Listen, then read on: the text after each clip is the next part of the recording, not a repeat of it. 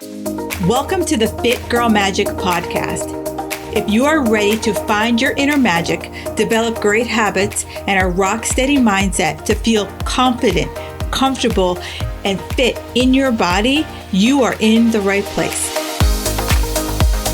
I am Kim Barnes Jefferson, and I'll be giving you weekly doses of health, fitness, and life tips sprinkled with humor and real talk. If you're ready to be consistent without the stress of perfection, magic makers, it's time to slip into your favorite pair of PJs, grab some coffee, kick back, and listen to today's show.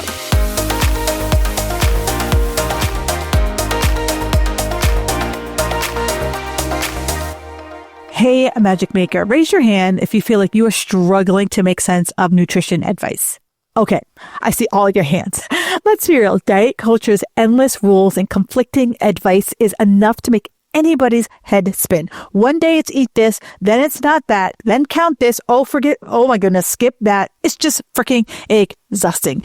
And when your body is going through the change, using air quotes, forget about it, right? The frustration is real. There's so many decisions you feel like you need to make. You're constantly second guessing yourself. It's a full-time job. But here's the good news. On today's episode, I'm joined by Tamar Samuels from Nutritional Health, and we break it all down. She talks about how personalized nutrition and evidence-based care and just a little flexibility can really transform your relationship with food and your health. No more one size fits all nutrition. So if you're ready to say hello to a plan that works for you and feel like it's second nature, I have the show for you. So tune in and let me know what you think. Be sure to tag myself or Tamar on the socials and let us know one thing you took away from today's episode. All right. Today's iTunes review of the week is brought to you by C. Hayes 77. I am so happy to have found this podcast. I look forward to listening to the new episode every week. I just finished the latest episode on lifting weights and loved it. I listened to it 3 times because it's so informative. I feel like I have a trainer in my ear when I listened and a friend to chat with, along with the things I love, fitness. Thank you so much, C. Hayes. That just fills my heart so full. So anyone else has a review, please absolutely share it with me. I love this and I appreciate every single review that I get. It just melts my heart that I am sharing the information that is going to be helpful for you to make sure that health and fitness is easy for you. Magic Makers, I'm so excited today because this is a topic that I feel that I know I suffered from it. I struggled with it. And I think many of you might not know you suffer from it, but it's a conversation we could talk about. I have Tamar Samuels, and she is a registered dietitian with an amazing virtual company called Nutritional Health, who's all about focusing in on transforming your life around your health and your behavior change. And so many of us think that it's the diet that's going to help us get to the results that we want, but it's really the underpinnings that we need to focus on more about. What does our lifestyle work with? And how do we have our behaviors? Because we are who our behaviors versus we are our food. And so I brought Tamar Samuels on to talk all about this. Tamara, welcome to the show. Hi, Kim. Thank you so much for having me. So before we press record, Tamara and I were talking about the difference between what is an eating disorder and what is disordered eating. So we want to kind of set the stage for what we're going to talk about so that you could realize if you're in the right place or not. So what is the difference between the two? Yeah, so disordered eating really sits on the spectrum between so-called normal eating and on the eating disorder side of things, where we're looking at symptoms and behaviors that are associated with, disordered eating patterns and thoughts, but also to a higher level of frequency and severity. And so when we think about disordered eating, that can include restrictive eating, compulsive eating, irregular, inflexible eating patterns.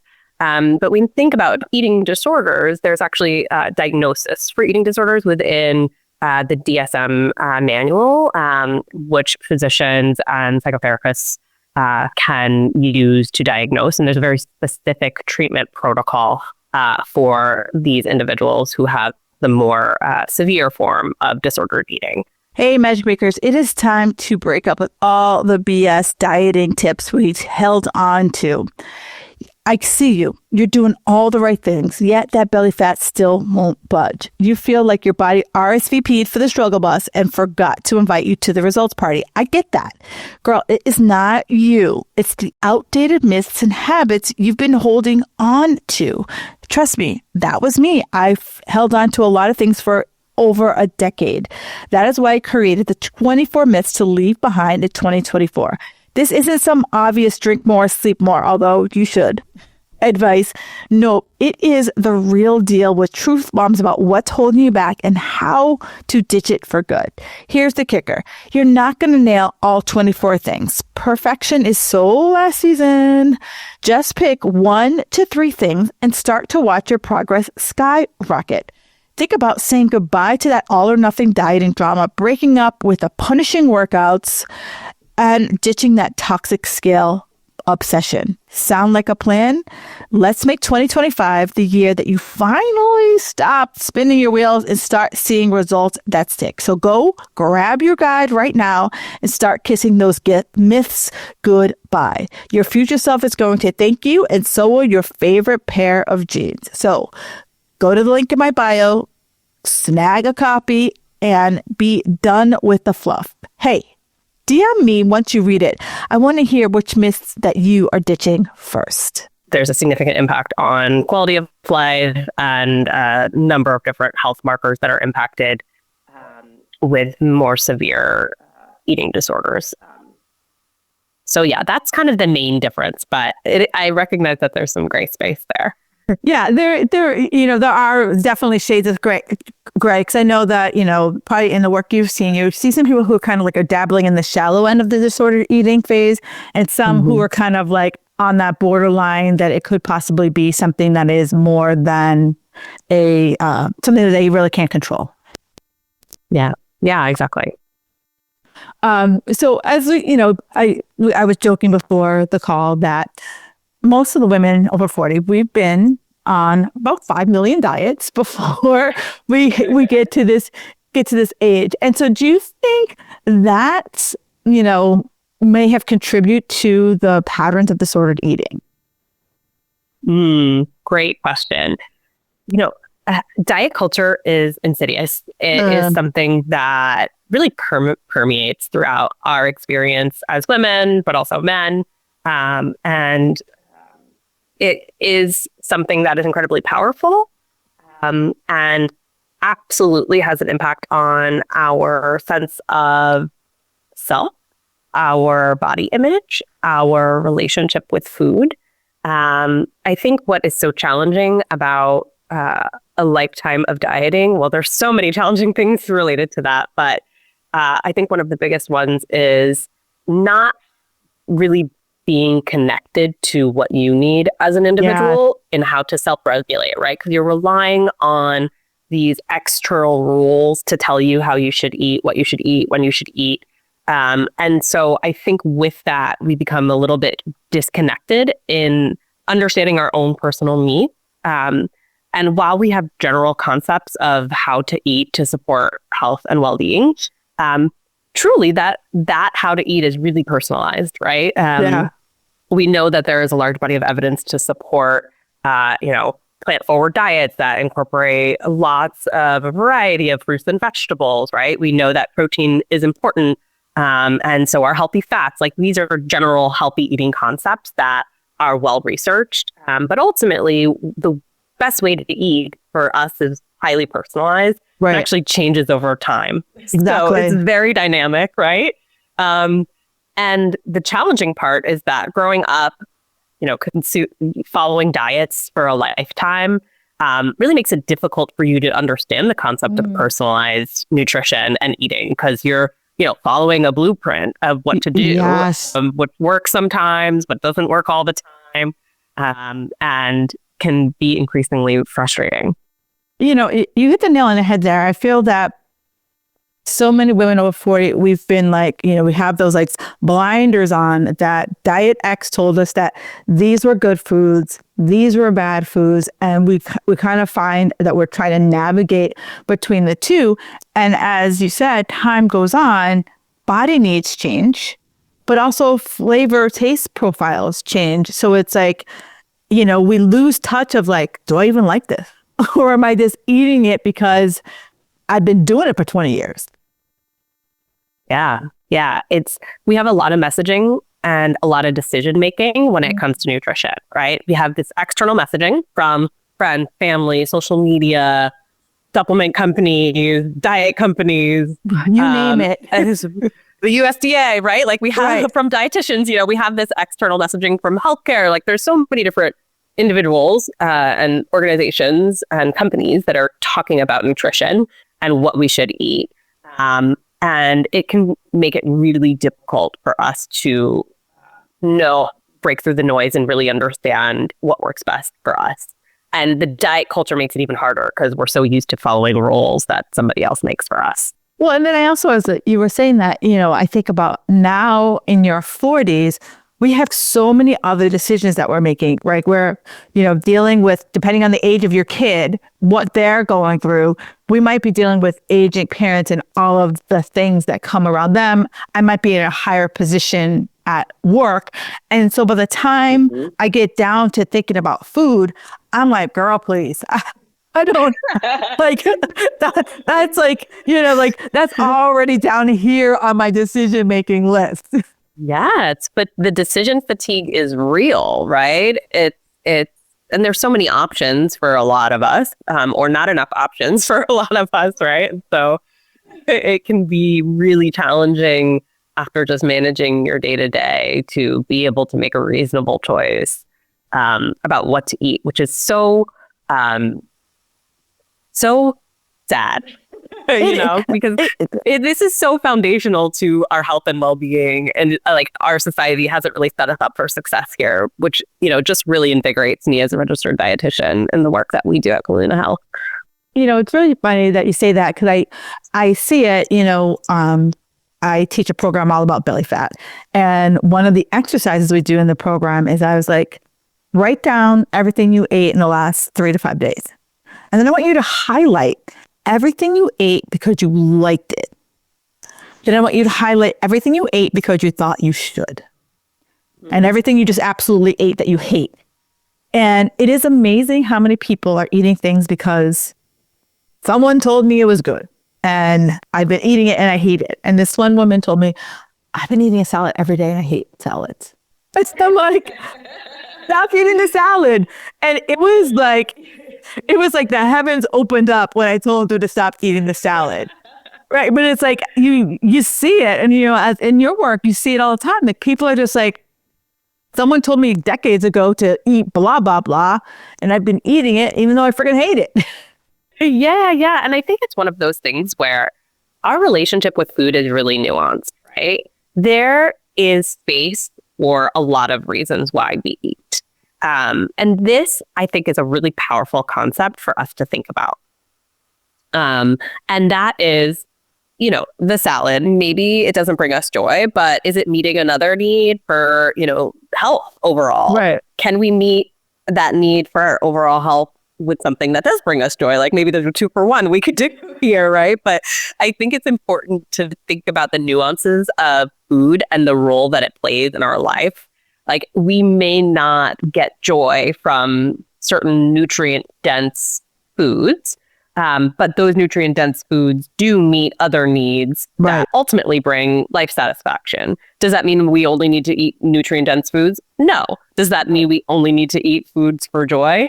No. Right? And I think that gray space, kind of bringing it back full circle, is really hard for people to live in because of the diet culture and the rules. But there is quite a lot of gray when it comes to food and your relationship with food and nutrition overall. And I think the gray space freaks people out, right? Because it's like, just based on our short conversation, you strike me as the same kind of person I am. Like you're a depends, right? You're not like do this. This is like solid. It's like, we have like the solid truths. Like, you're not going to eat donuts every day and lose weight. Like, I know that that's a hard truth. But I'm also like, it depends. Like, some people can get away with having 2 donuts a week. Some people can get away with having 1 donut a week. Some people, if you walk past a donut, you've put on 10 pounds. So like, it all depends.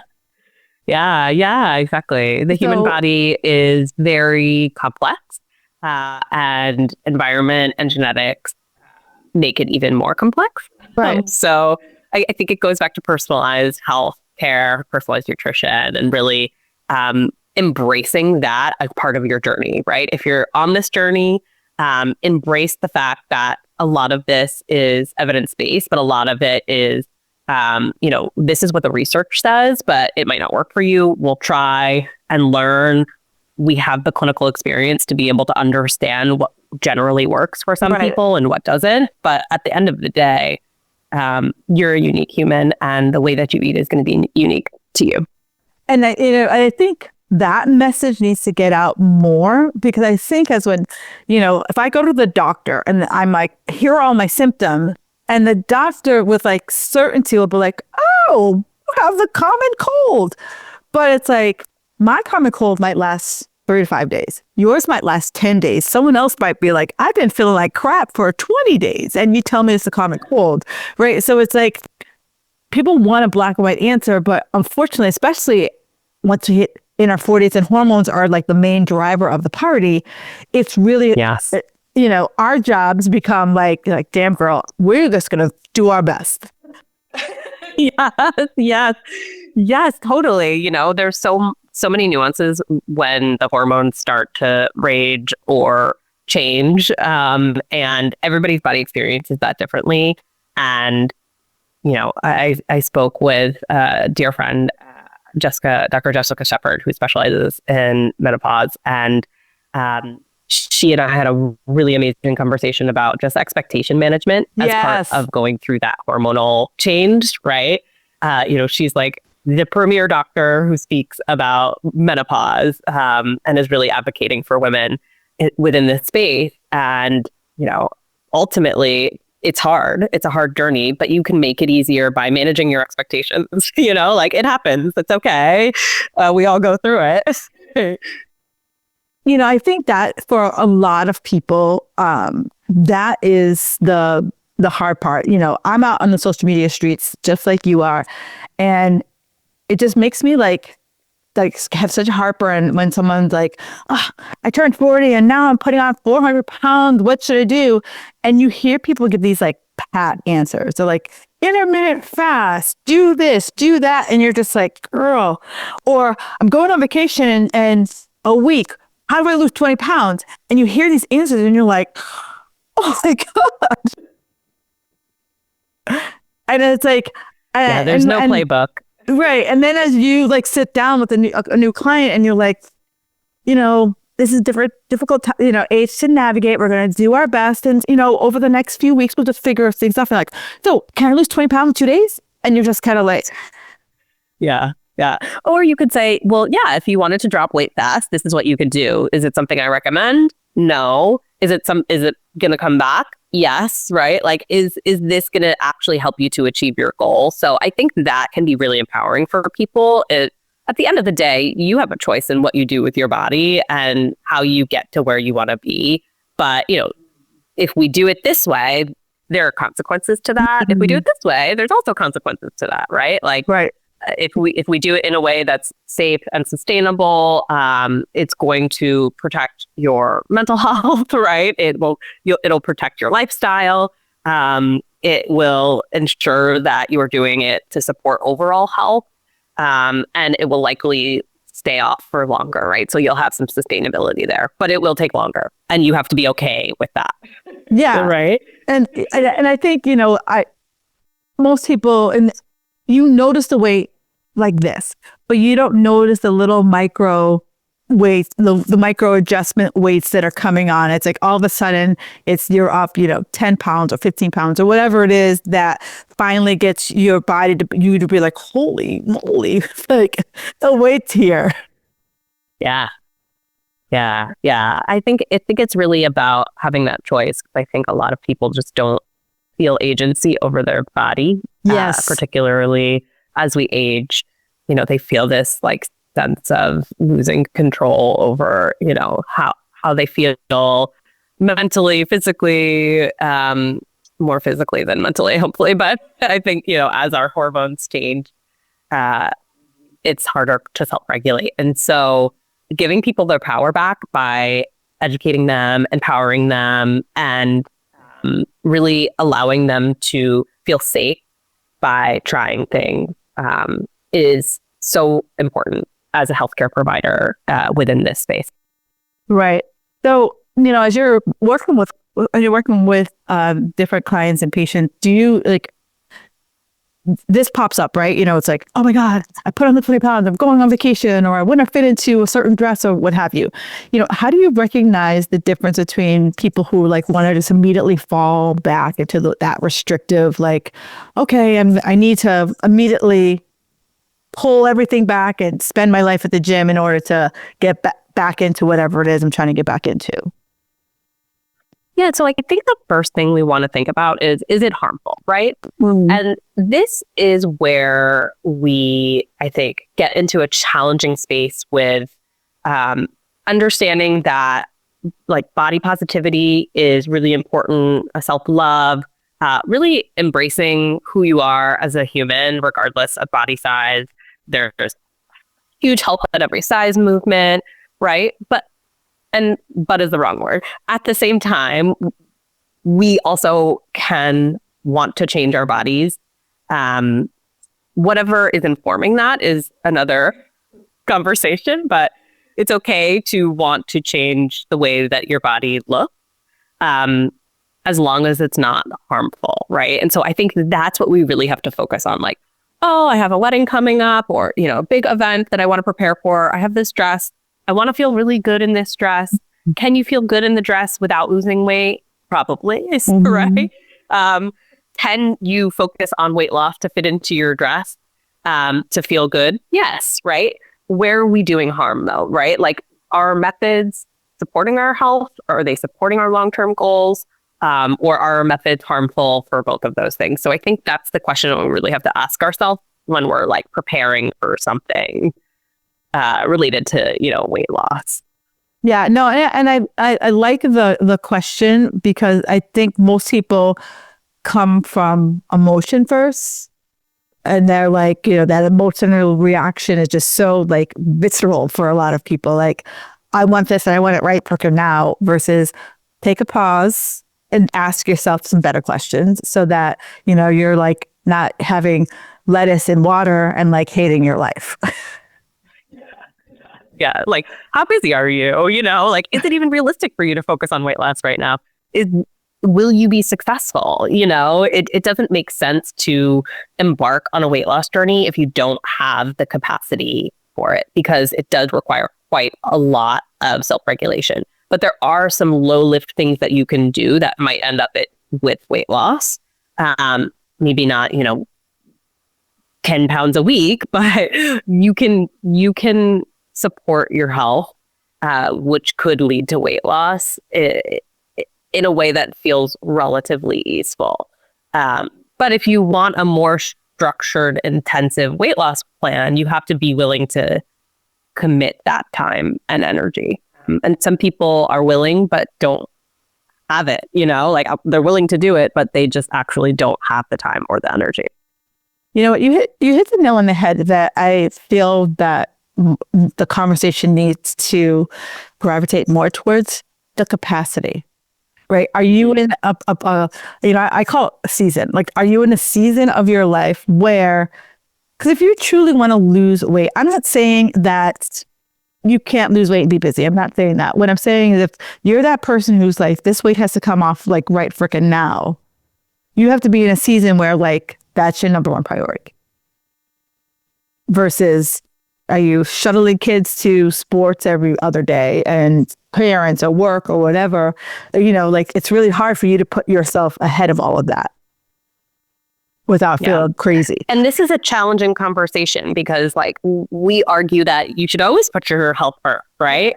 But you can be healthy without focusing on weight loss, right? And you can still do the work that feels easeful for you, that will have a positive benefit on your health. But it's, again, going back to those expectation setting. Like, I think people get into this mindset, going back to relationship with food, where they're like, I tried that, it didn't work, like I tried to change this, it didn't work. Well, why didn't it work? Did it not work because you weren't sleeping, because you were stressed? There's a lot that goes into changing your eating patterns. And I think people get frustrated when they don't see results, which is reasonable, right? And then they give up, right? So I think, again, going back to that expectation setting, I want to lose weight. I want to do it in a healthy way. Great, let's do it. Do you have time? Do you have time to do these behaviors? If you don't, okay. Right. Can we outsource this, right? Can we outsource certain parts of this? If we can't, then we know that we have some barriers, and we need to be realistic about what we can do and focus on the things that are low lift, that have a high ROI. Yeah. No, and I like that, because I feel that women don't have a conversation with people like you, right? That you just basically laid out, you're like, okay, great, I get it, you're busy. Here are the factors that are going to impact how quickly the results come. Where, they go in a Facebook group and they're like, oh yeah, it's magic. And you're just like, well, can we stop with this? Like, there's no magic elixir. Like, if, it's a process. And if there's a kink in the process, it's either not going to work, or it's going to go slower than you want. Or, as you said, I might lose the 20 pounds, but it's going to come roaring back and probably bring some more friends.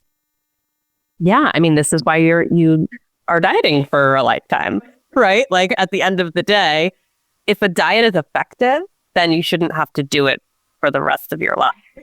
Right. Like, so. Exactly. So, as people are listening to this, and I'm hopeful that you guys are not along, you're like, I feel safe. How would you start to adjust your behaviors? Because it's immediately, you've dealt with hundreds of clients. It's at like, ooh, the weight's on, and I gotta immediately like shift right, versus like taking a more, sustainable, a more kind of like structured approach. How would someone start to do that if their immediate reaction typically is like, I gotta pull everything out?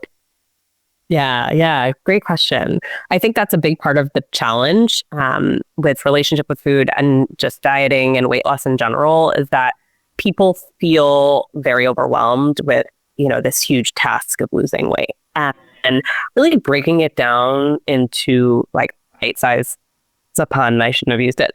Into like really breaking it down into stuff that feels a little bit more manageable can be very empowering. So you got to celebrate the small wins. Yes. And really focus on the small stuff, because ultimately that leads to the weight loss, right? So you can't really do that unless you're self-monitoring in some way. So people often eat mindlessly. They aren't aware of how much they're eating, what they're eating, and when they're eating it. And so if there's a foundational step to this process, it is really getting a sense of those things. Well, how much am I eating? Am I even hungry, right? Like, am I not eating enough? Am I eating too much? Like, am I eating more emotionally than because of hunger, right? So I think getting back in touch with your body is so foundational to this process of sustainable weight loss and to healing your relationship with food. Because then you can, I will help you, and our team of dietitians will help you, but we don't live with you. So you have to do the work on your own. We can help get you there, but at the end of the day, you're eating and not us, right? So yeah. And it's funny that you say that. I for those of you guys listening, you could hire anybody. I could hire a trainer, I could hire a financial planner, I could hire anybody. But it's a partnership. And that person is going to give you homework. And as long as you do the homework, we as a professional, we can provide you with the next steps. But if you're still on step one, you can't expect magic. Like it's not going to happen just by going to Tamar and hiring her. And you're like, Tamar, it's been about 6 weeks and I haven't lost the weight. And you're like, well, you haven't done exercise one. Like, you gotta like, one of my mentors, he's like, working with someone is like chess. Like, I move, you move. I move, you move. And so as you move, Tamar learns, okay, we did this, it worked. We did this, it didn't work. So here's the next step to pivot from around there. But it requires work. And I mean, you've been around the block several times. You pretty much know the first few steps, so it's going to work. But then there's always that outlier that comes to you and you're like, ooh. The challenge, which I can appreciate at this point in my career. You're like, you're making me work for this. Yeah. And I think that's when,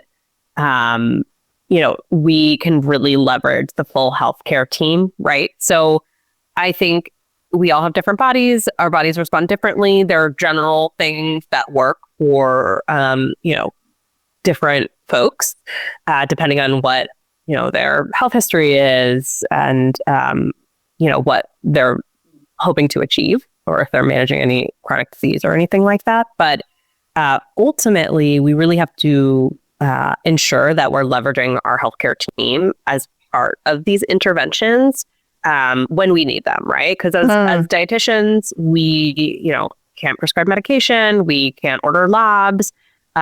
We spend a lot of time with our patients and their primary care might not have that luxury, right? So we can really work together to support the patient in being successful. And I think that's why having a health ally like a dietitian is so powerful because we have so much information about our patients. We work with them. We've tried interventions, have really done quite a lot of work from a behavioral perspective and have this knowledge of what the patient needs for them to be successful.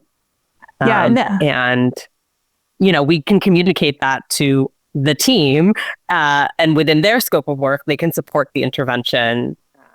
So it's a beautiful community that really changes people's lives. And I like that because I feel that for years, and this is not bashing doctors, but I feel that as we age, we put so much pressure on our primary care physician to be everything. And they only know what they know. And as a general practitioner, you got to know a lot of stuff. Yeah, you got to know a lot of stuff. So your breath isn't very deep. You just kind of know, you kind of go by what does your patient profiles bring into you, and you might know more about that. But when it comes to nutrition, when it comes to, perimenopause care, menopause care, they fall short. And it's people that go into like you, where you're like, my depth is nutrition. Like that's what I know. And for many women, it is making the tweaks in our nutrition in our 40s that are going to really help us get the results that we want. One, from a body composition phrase, but also from brain fog and energy and all the things that we are like, what's happening right now, can be mitigated with some lifestyle, food, nutritional tweaks. Yeah, absolutely. And I think that can be really empowering for both, going back to the PCP conversation, right? I think it's really empowering for PCPs to be able to refer out to someone that they can trust to help them and their patient, right? But also really empowering for the patient. Patient, client, we sort of refer to them clinically as patients internally, but really empowering for the individual to be able to have solutions that they have control over, right? I can control how I move my body, what I eat, when I eat. Like sometimes that feels out of control for some folks, but generally speaking, these are things that we have agency over and can enact change on, which is very empowering, right? Like, and when we start any journey, we really want to feel empowered. We don't want to feel disempowered. And after a lifetime of dieting, trying, failing, most people feel disempowered. And so like really reframing, going back to the relationship with food conversation, like we're really reframing, like, how do we get to the point where you feel empowered by, the behaviors that you're doing as it relates to your food intake and your overall wellness? And I like the power part because, I work with a lot of A++ personality types, and control is one of the things that they don't feel like they have right now. Right now your hormones are like, girl, step to the side. It's my time. And they are like, I have no idea where to drive this bus. And for you to be able to say, we're going to put you back in the driver's seat and help you like navigate this crazy time and understand what's going on. I think it's really empowering for them because right now they've, done all the things and I feel like, should I just lay down and wait for like someone to run me over? Yeah. It can feel defeating. I think it can be exhausting, right?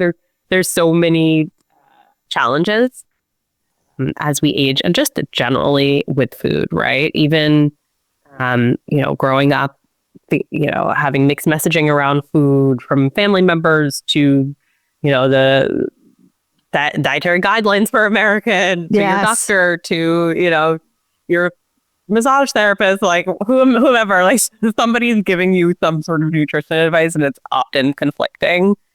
And it can be very overwhelming and exhausting. So having that confidence to say, well, you know what, when I eat this or this way or these foods or this in this pattern, I feel energized. I feel my digestion is good. I sleep well. That I think can really help with healing the relationship with food and giving people their power, right? Like, because it is a tool and you can use it if you eat all day, every day. So it can be very empowering. And you're right. Like I told you, that exercise that I did, like, I didn't realize how powerful that was going to be for a lot of people. And, it's that most people don't realize how, I'm going to use the word crazy because I called myself crazy when I look back at all the crazy rules I had about my food. So this is real talk. This is how I look at old Kim. Old Kim was batshit crazy, and she had a lot of bad shit in our life. Right, she had a lot of rules around her food, but it was control. Right, I was like, it was looking for a place to control, and so for that person who's like, everything you said sounds so good, Tamar. This is like, I've been looking for this island. How do I swim to it? How does someone who is like starting to, realize like they were old Kim and they're in the batshit place, how do they start? Like, what's like one way that you can start to kind of, rein in the crazy?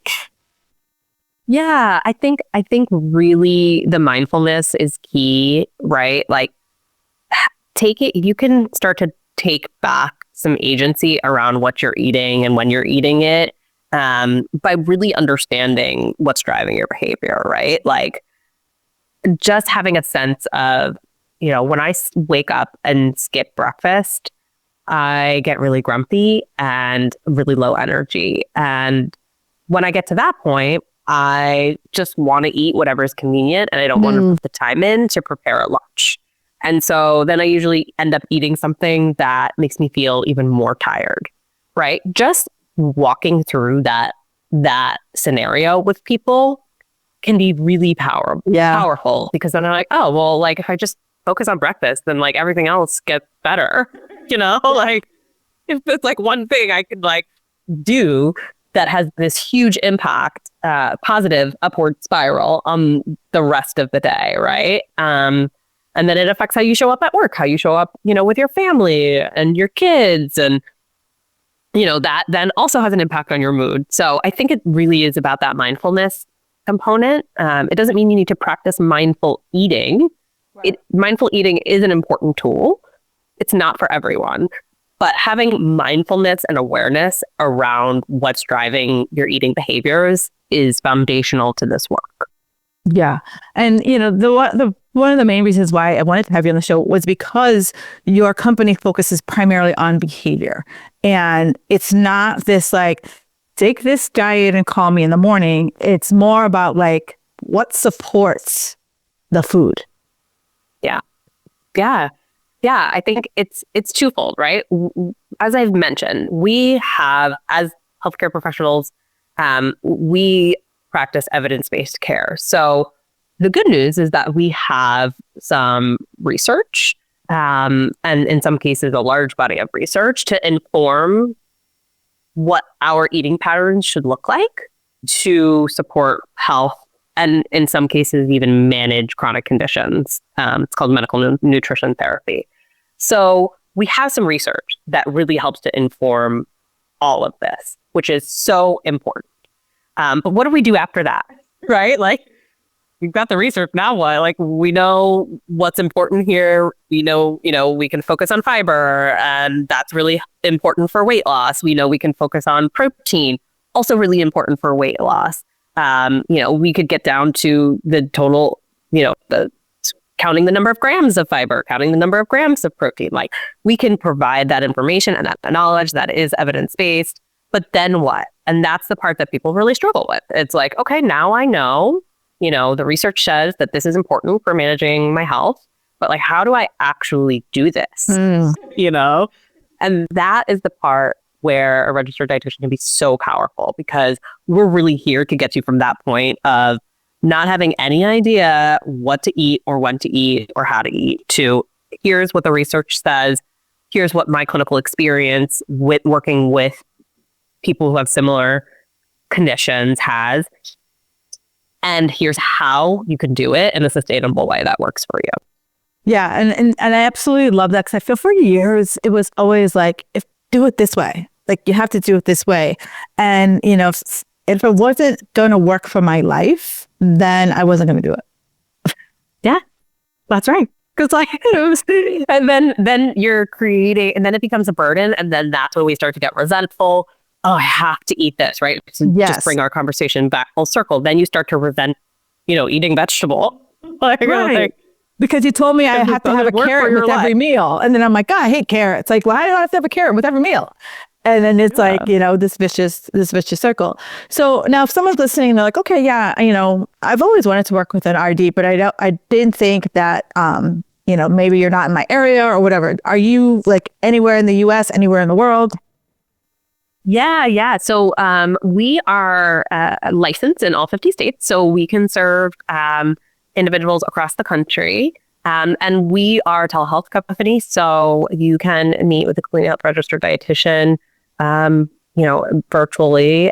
So I think that really helps to remove some barriers to access. And we also take insurance, which is probably one of the biggest barriers to access. Our mission is accessibility. So, creating access through telehealth and access through having dietitians licensed across the country. It's huge, but most importantly, I think is the insurance financial barrier. Yeah. So we're doing everything we can to ensure that really everyone can see a dietitian. Our mission is to, as I mentioned, make sure that clinical, sustainable nutrition care is accessible to everyone, and that can have a tremendous impact on health outcomes down the line. If we look at right now, the biggest health problem is obesity. And, if you kind of like put obesity here and you like draw an org chart of all of the different causalities of other health problems, fixing this makes everything else seem to fall away. Mm-hmm. It's interesting that you say that, because while there are aspects of that are true, when we think about fixing this, there's so much complexity involved in fixing that, right? Oh, 1,000%. So I think that that's like really where we are struggling. I think when it comes to obesity medicine in general, right? Like obesity is a complex chronic condition. It has multiple factors that impact the disease state or the condition, right? And so we can't just approach treating obesity from a unilateral approach. It has to be dynamic, multidisciplinary, and highly personalized. We have some tools. Those tools are, medication, surgeries, obviously, lifestyle interventions. Like we have some tools, but at the end of the day, everything sort of has to come together in order for it to work. It's like a casserole. Like, I made it very simplistic, but for, I would say, a good majority of people, by focusing on their food and working out, they are first, I think, the first line of defense as we work our way through the myriad of other kind of things that might pop up that cause these things. But for most people, just finding, like, it's learning how to eat. We were never taught how to eat, and we were told you have to do this for an exercise. But if that doesn't, what if I don't like riding a bike? Yeah, totally. Yeah, I think giving people back, their ability to do things their way is what's really going to drive better outcomes, right? Like creating something that feels exciting versus exactly disappointing. You have to look forward to it, right? If I don't look forward to it, or I don't look forward to the after, I'm not going to do it as consistently as I need to in order to get the results that I want. Yeah. And maybe, you don't enjoy the food that you're eating and you don't have time to create like a healthy version of it. But maybe you enjoy how you feel after. That's enough, Right, so I think exactly. Or maybe you don't wake up with heartburn, or you don't you don't always like feel like, low energy, so it's like, helping people to find those little glimmers that can keep them eating the foods that will make them feel better long term. About compromise. Yes, compromise for sure. So, Tamar, I always ask everyone at the end of every podcast, first, before I go there, where can people find you on social media? So you can find Kulina Health on social media. Our handle is @Kulina Health.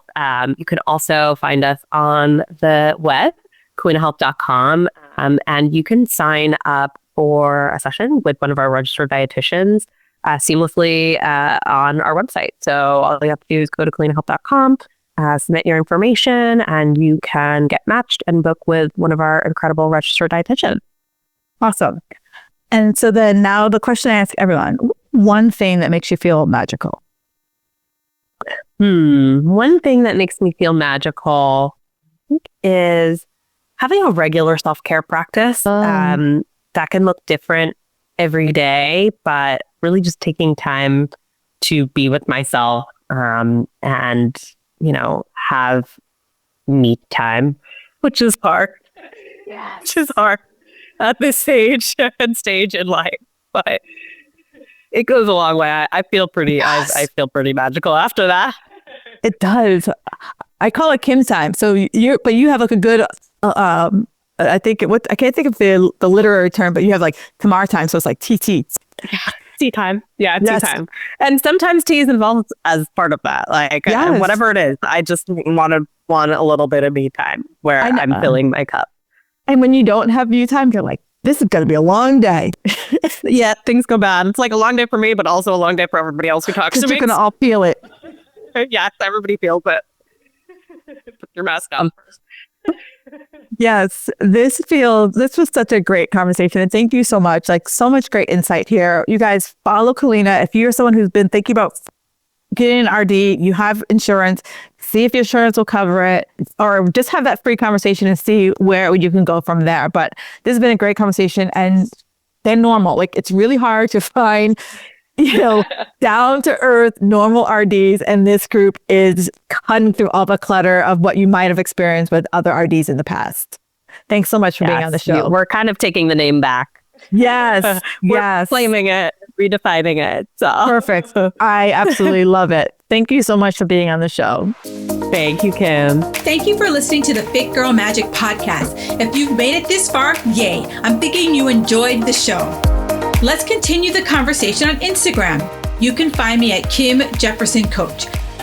In order for me to keep sharing this message, do me a favor and leave me a 5-star review on iTunes. While you're there, don't forget to subscribe so that you won't miss an episode. New episodes are available every Wednesday.